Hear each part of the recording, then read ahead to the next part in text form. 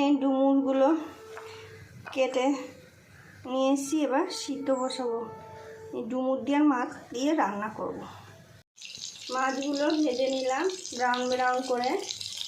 তেজপাতা ফোড়ন দিয়ে আলুগুলো ভেজে নেবো ব্রাউন ব্রাউন করে।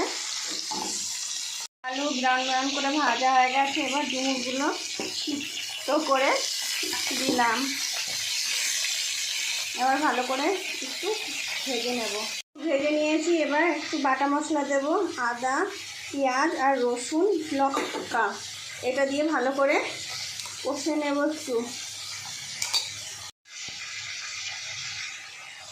একটু ভাজার পর বাটা মশলা ভাজার পর একটু জিরের গুঁড়ো আর লঙ্কার গুঁড়ো দিয়ে ভালো করে কষে নেব।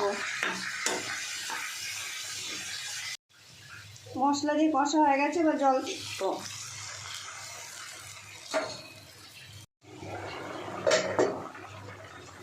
হয়ে গেছে প্রায়, এবার মাছগুলো দিয়ে দেব।